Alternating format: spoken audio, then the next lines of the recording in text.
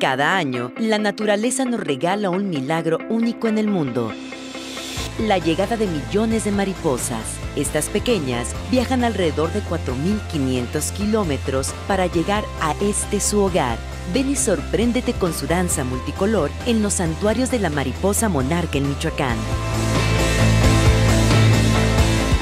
Michoacán, el alma de México. Michoacán está en ti. Gobierno del Estado. Lunes 9 de septiembre del 2019. En puerta, aumento a tarifas de agua potable en Morelia. Según el gobernador Silvano Aureoles, Michoacán está en el lugar 23 en incidencia delictiva. Fiestas patrias en Morelia sin riesgos de violencia, asegura la Secretaría de Seguridad Pública. En presupuesto federal 2020 no viene la federalización de la educación de Michoacán, asegura el PAN.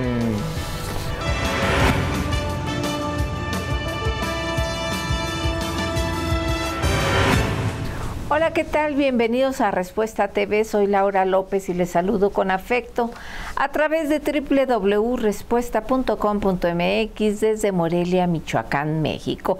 Y esta es la información que tenemos para usted este lunes, inicio de semana laboral.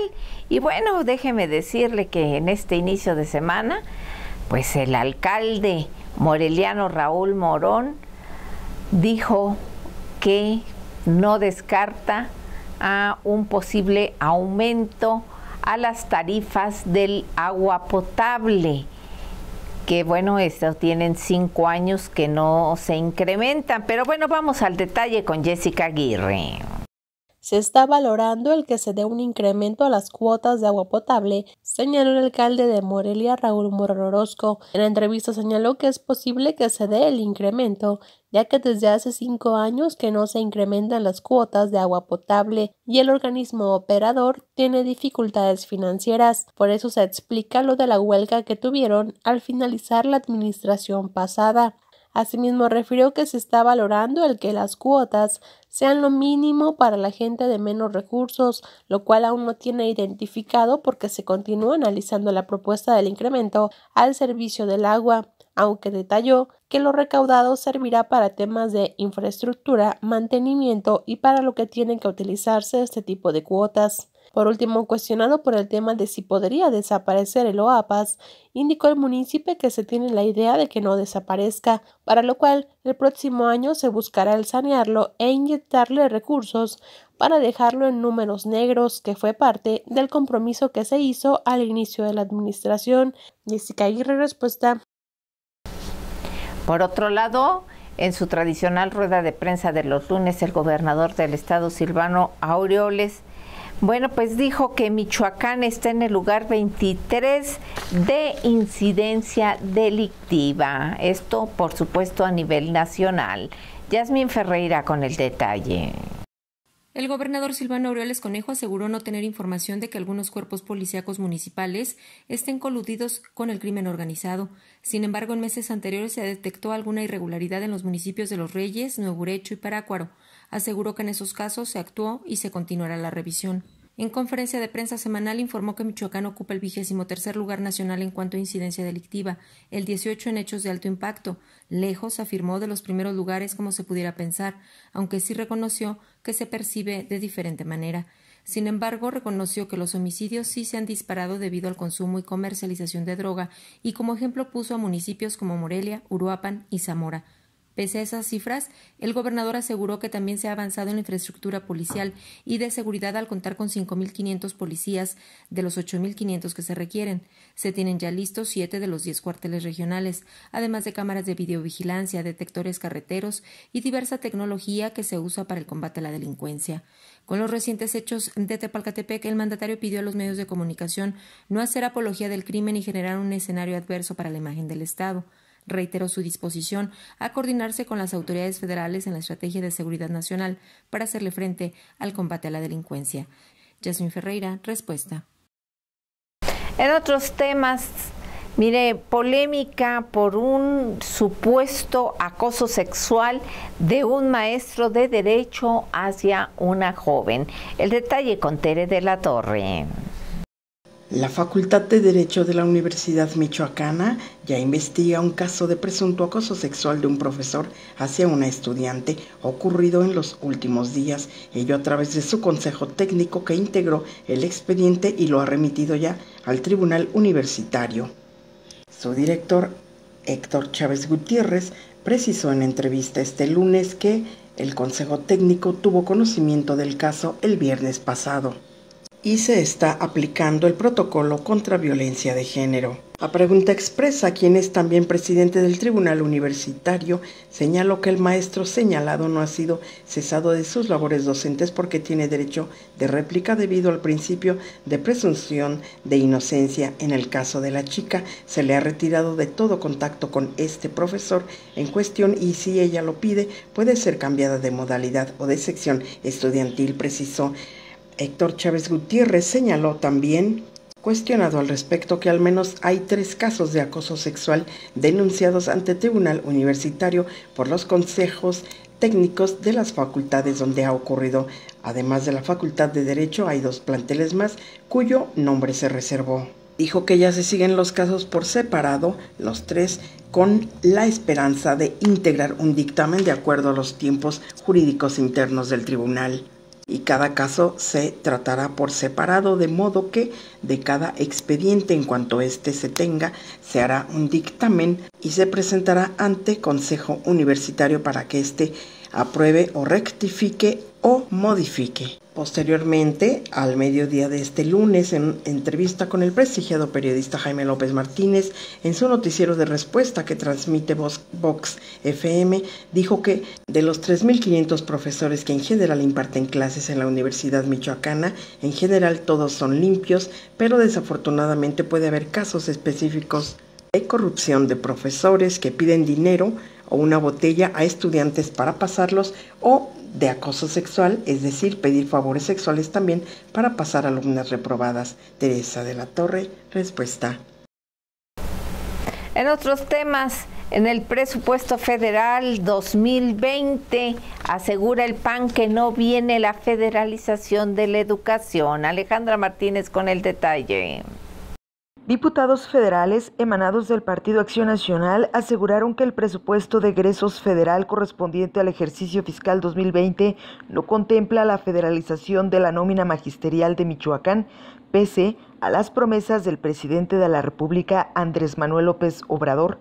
En conferencia de prensa, Adolfo Torres Ramírez y Armando Tejeda Cid, este último secretario de la Comisión de Hacienda y Crédito Público, manifestaron que fue alrededor de las 5 de la tarde de este domingo que el gobierno obradorista entregó a la Cámara de Diputados su paquete presupuestal de más de 200 páginas, documento que aseguraron nuevamente castiga a Michoacán con una reducción de más de 2,000 millones de pesos en participaciones federales. El legislador Torres Ramírez acusó a dicho presupuesto de ser decepcionante, clientelar y centralista, y analizó que la federalización de la nómina es un tema netamente político, ya que no aparece dentro del presupuesto. Mientras que Tejeda Cid aseguró que el presupuesto federal del 2020 no impulsa el desarrollo del sector productivo del país, ya que afecta a los 3 principales sectores: campo, industria y turismo. Los diputados federales lamentaron la serie de impuestos propuestos por Andrés Manuel López Obrador, tales como para las vendedoras por catálogo, así como las compras que se realizan por internet. Anunciaron que entre las propuestas que pondrán los diputados federales del Albiazul en la mesa será el eliminar los impuestos para aquellas personas que ganan menos de 10,000 pesos mensuales para ayudar al sector más vulnerable a nivel nacional. Pasemos al comentario de nuestro director general, Jaime López Martínez. Hola, ¿qué tal? ¿Cómo están todos ustedes? Un saludo afectuoso aquí desde Morelia Capital en este lunes. Una excelente semana le deseo yo a usted, esta que inicia hoy laboralmente hablando, claro. Y bueno, pues el fin de semana la Secretaría de Hacienda ha presentado ante la Cámara de Diputados y la Cámara de Senadores lo que es su proyecto de presupuesto de ingresos y de egresos del 2020. Es el primer presupuesto que elabora ya el gobierno que encabeza Andrés Manuel López Obrador. Si bien el pasado, es decir, el que está vigente todavía en 2019, fue elaborado obviamente hace un año por el gobierno todavía de Enrique Peña Nieto, pero hay que recordar que ya le permitió tener injerencia al de López Obrador, que todavía estaba preparándose aún en ciernes. Este ya es enteramente decisión del gobierno de López Obrador.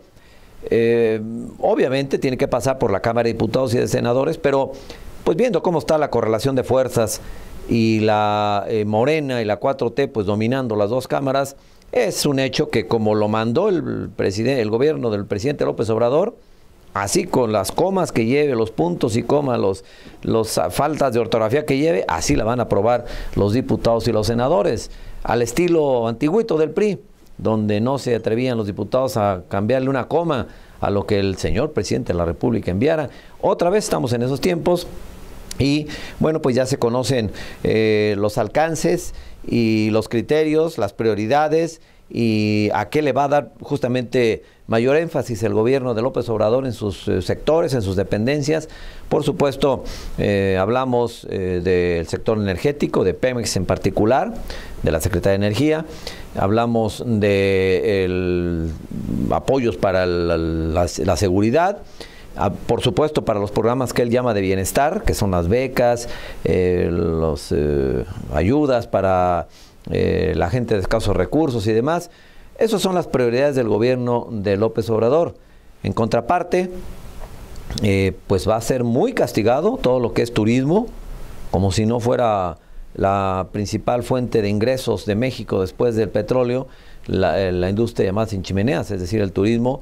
Bueno, pues prácticamente quedó nulificado cualquier tipo de recurso para promover a México en el extranjero. Ya sabe usted que eso no va mucho con López Obrador. El sector del campo está seria y peligrosamente golpeado también en el presupuesto.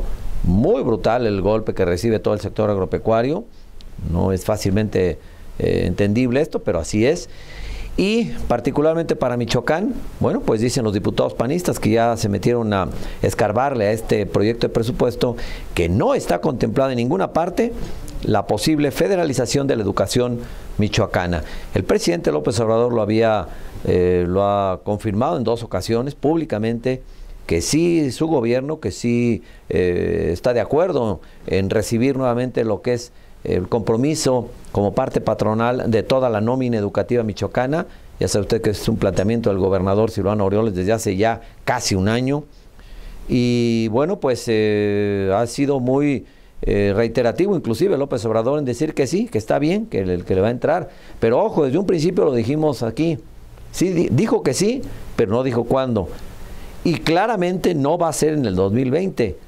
Es muy probable que sea lo que muchos suponemos que va a ser hasta el 2021, cuando hay elecciones en Michoacán, obviamente como una manera de empujar y ayudar a los candidatos de Morena, sobre todo al cargo de gobernador. Pero bueno, ya lo sabíamos que así era. Creo que el gobierno de Silvano Aureoles hizo bien en tratar de poner todas sus canicas, tratando de empujar por esta posibilidad de la federalización a partir de ya. Pues no va a ser a partir de ya, ni va a ser en el 2020, y quién sabe si sea después. El presidente dijo sí, pero no dijo cuándo. Y ese cuándo puede ser quizás hasta el 2024, cuando todavía sea parte de este gobierno. El caso es que para Michoacán, que tenía buena parte de sus expectativas puestas en la federalización, pues ya el gobierno de Silvano Aureoles tendrá que ir reajustando o readecuando justamente su estrategia financiera, porque claramente ya el presidente le ha mandado decir, aunque sea entre líneas, que si sabe contar, pues no cuente con él, porque la gran apuesta de Michoacán y de Silvano Aureoles era la federalización. Ya por lo pronto no hubo y el próximo año tampoco. Así es que los ya vividos y sabidos problemas presupuestarios que enfrenta Michoacán, déjeme decirle que se van a agudizar este año y el que viene peor aún. Y bueno, pues no se ve la puerta todavía de salida. Al contrario, lo que se ve es que se va a agravar esta crisis financiera, que si fuera una empresa ya el gobierno del estado habría cerrado la tienda desde hace mucho tiempo. Es verdaderamente oscuro el panorama en ese sentido. Y bueno, nada halagüeño. Pero además, repito, así se veía venir. Con el gobierno de López Obrador no podía esperarse otra cosa para Michoacán, porque además están recortados otros presupuestos, el del campo, el del turismo, prácticamente todos para Michoacán. Era previsible, pero no por eso deja de alarmar lo que en términos financieros se nos viene. Es cuanto. Buen lunes, buena semana.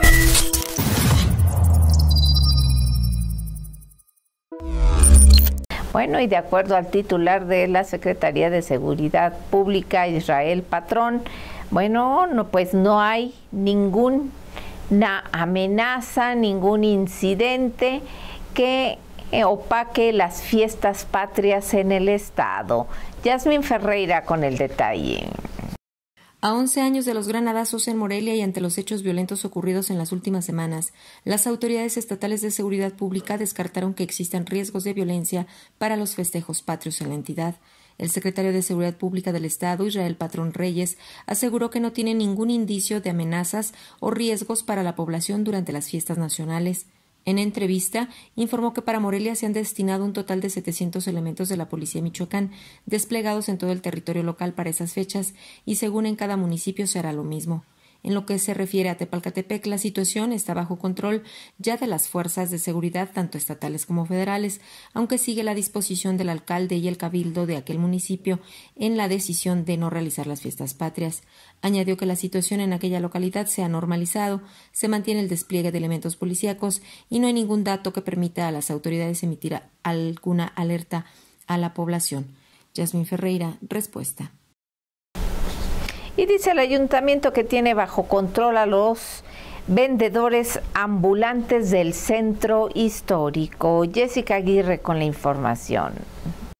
El presidente municipal de Morelia, Raúl Morón Orozco, señaló que no se ha salido de control la tolerancia a los vendedores ambulantes y que no tendrían dificultad en que el centro histórico se llene nuevamente de este comercio informal. Cuestionado por la polémica que se hizo luego de que la policía Morelia detuvo a 2 adultos mayores que vendían frituras y que se viralizó a través de redes sociales la semana pasada, el municipio señaló que siempre es polémico porque es una costumbre que cuando se acercan los inspectores, la gente que anda vendiendo en lugares prohibidos tira mercancía y comienza a victimizarse cuando la policía municipal únicamente sigue los protocolos. De ahí que esas actitudes hacen que la gente apoye a los que considera más débiles ante la autoridad. De igual manera hizo un llamado a los vendedores ambulantes a que atiendan la normativa y eviten ese tipo de confrontaciones, ya que la autoridad seguirá trabajando con los protocolos, y añadió que esas acciones que realizan no son en contra de adultos mayores, comunidades indígenas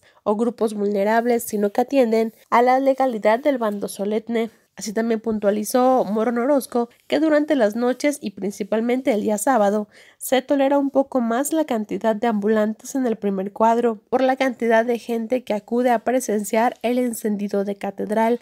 Jessica Aguirre, respuesta. Bueno, y por otro lado, pues la amenaza cumplida de la CENTE toma la Secretaría de Educación en el Estado e inicia el paro de labores de 3 días. La información con Tere de la Torre. Como parte de su lucha, la CENTE inició este lunes el paro de 72 horas de clase, aunque la dirigencia no precisó hasta la tarde de este día en cuántos de los 11,000 planteles de educación básica se cerraron las puertas a partir de hoy. En paralelo, los centistas también tomaron las instalaciones de la Secretaría de Educación exigiendo el pago de 14 bonos que se adeudan del 2018 y de lo que va del 2019, reportando un monto superior a los 800 millones de pesos. La toma la encabezó Salvador Almanza Hernández, miembro de la dirigencia de la sección 18, quien corroboró que si bien aún no recibía el reporte de las 22 regiones magisteriales sobre planteles paralizados, dijo que hubo una participación de manera positiva del magisterio. El meollo del asunto es que termine el pago diferenciado con retraso para los profesores de adscripción estatal, no negó. Por ello han recrudecido sus bloqueos y por lo que además anunció mantendrán esta semana las tomas en la Secretaría de Educación como en la Secretaría de Finanzas en paralelo, en espera de que el gobierno estatal les deposite el total de los pendientes, además de que al interior del estado paralizarían bancos y las oficinas recaudatorias de rentas. Por su parte, la Secretaría de Educación emitió un reporte al mediodía del lunes en que desechó el paro centista y afirmó que el total de las escuelas de preescolar, primaria y secundaria, o al menos la mayoría de ellas, estaban trabajando de manera normal al 98%. Teresa de la Torre, respuesta. Le agradezco el favor de su atención a este informativo preparado por el equipo de Respuesta. Lo esperamos mañana en nuestra siguiente emisión. Hasta entonces.